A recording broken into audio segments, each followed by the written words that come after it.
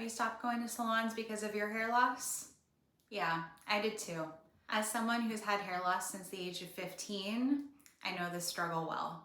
I was diagnosed with androgenic alopecia at the age of 23, 21 years ago.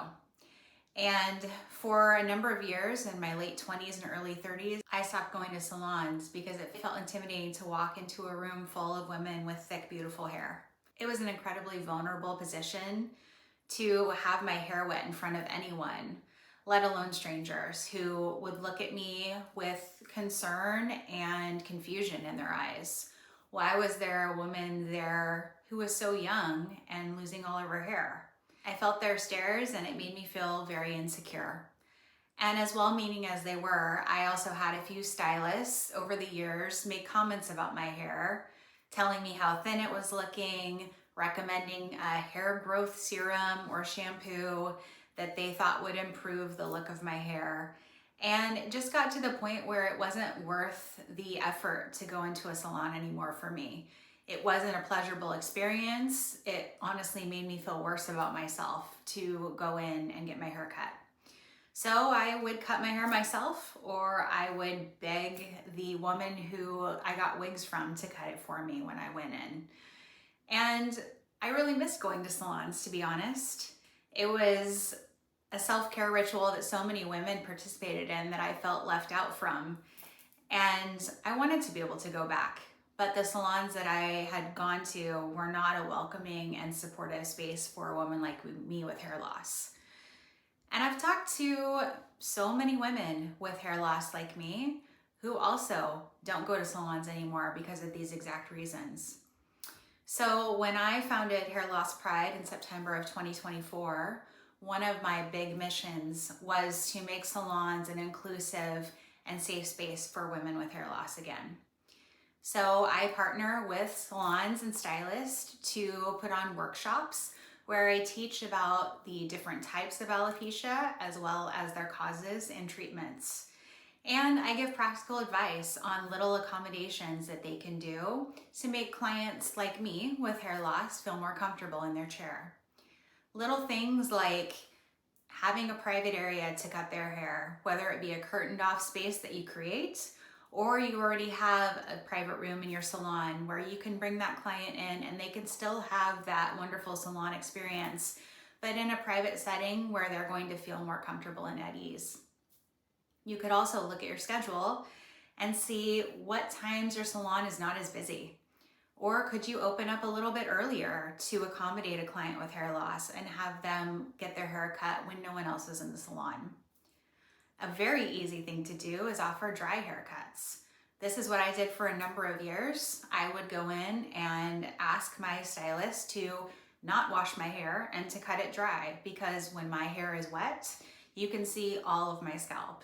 And I simply didn't feel comfortable walking around a salon with my scalp showing for the whole room to see. One really important thing is just create a space where that woman can feel heard.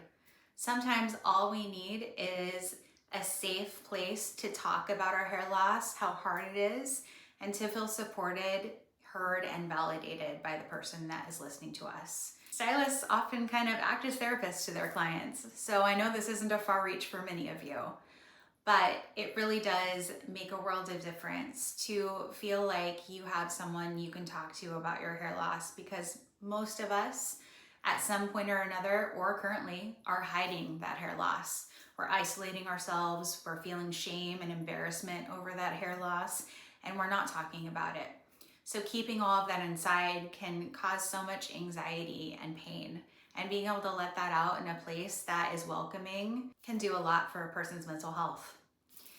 So beyond just these little accommodations, I also give product ideas that will actually help your clients with hair loss. So instead of pitching that hair loss serum or that hair growth shampoo, let's focus on things like scalp health. So scalp scrubs, scalp serums, anything that's going to clean the scalp and make it a healthier environment for the hair that they do have to grow. And also looking at strengthening products for the hair that they already have to, again, make it as healthy as possible.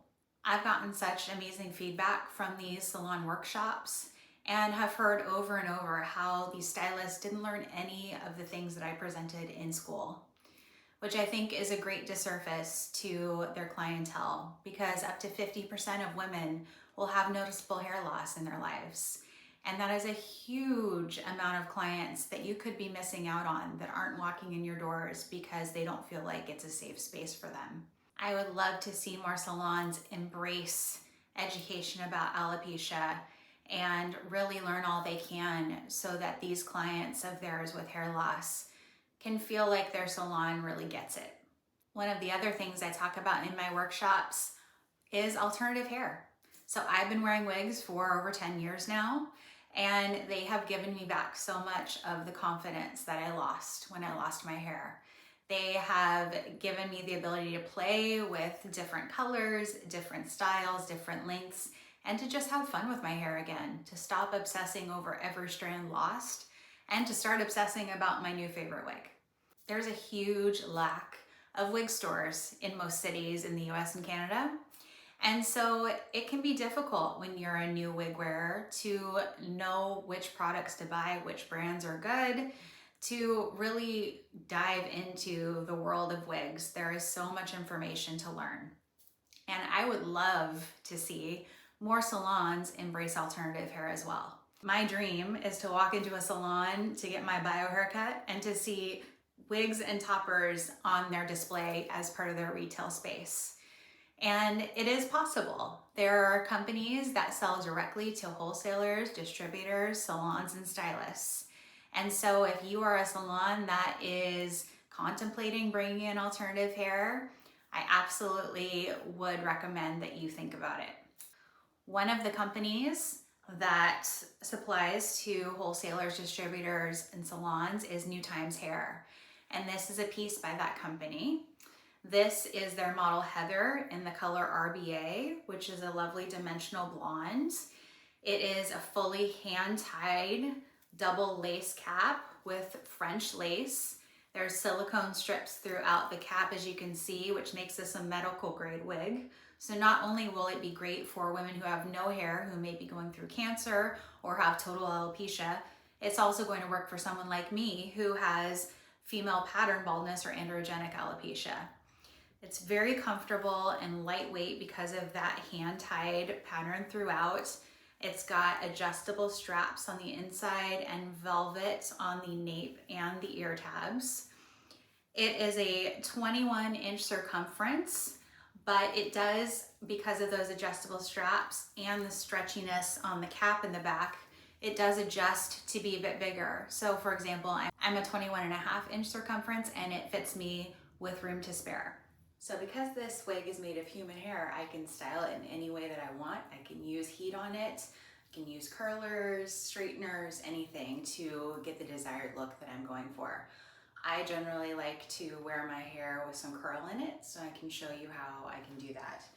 And you can also just see from me brushing how soft this hair is. There is no snagging. It is the softest hair I have on any of my wigs, actually. It's really quality, lovely hair. So I'm gonna put the hair on a wig stand on a mannequin head just to show you how I would curl it. Obviously it's got a bit of curl in it already, but I want to show you just how nicely this hair takes a curl. And I never go too high on the heat setting. 330 is the max that I'm gonna do on any heat, and I've put heat protectant on it as well.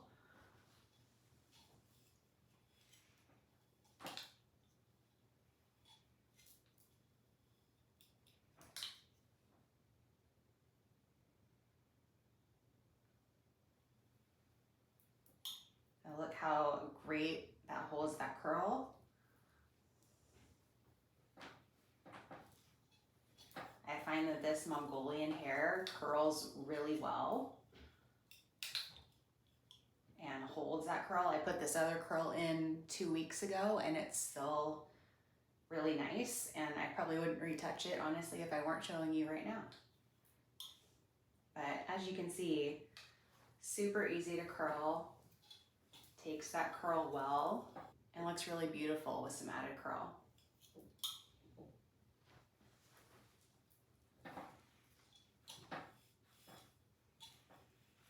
lovely thing about wigs is I can style this off my head and make sure I get the back evenly just as much as the front, which with our normal hair is quite a challenge.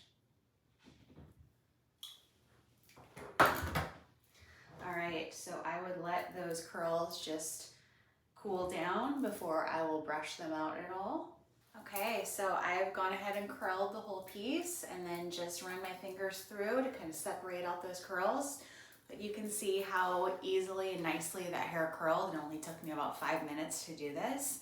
And so this piece is really versatile. Again, it can be worn straight, it dries straight, but you can easily add some curls. This piece is 14 inches, which is the standard length with this company.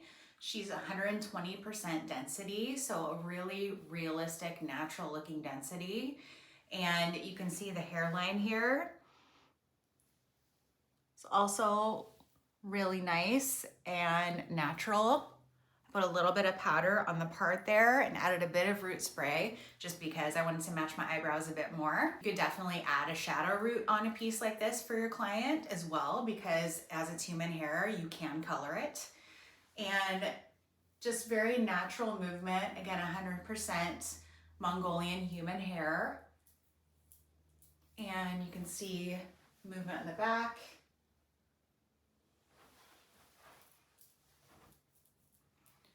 And a nice ear tuck as well. Because of that lower density, your clients could easily tuck this behind their ear. I love that this company supplies to salons and wholesalers and distributors. They do not go direct to consumer. They really want to supply to salons who are interested in carrying alternative hair in their space. I think there is such a need and a gap where many salons do not carry alternative hair and really don't know anything about it. And wouldn't it be an amazing thing to walk in to get my bio haircut, and at the same time, my stylist is also washing and styling my wig, or I could bring this piece in and get my hair colored or cut or have it adjusted. That is a wig wearer's dream, to be honest, is to have one place where you can get your own hair and your wig taken care of. I hope in the future that more salons embrace alternative hair, carrying it in their spaces and allowing their customers to be able to look, try on, and touch these pieces so that wig and topper wearing is not so taboo, so that it's destigmatized, and so that customers get a chance to really see what it's like without the fear of buying something online that won't work for them.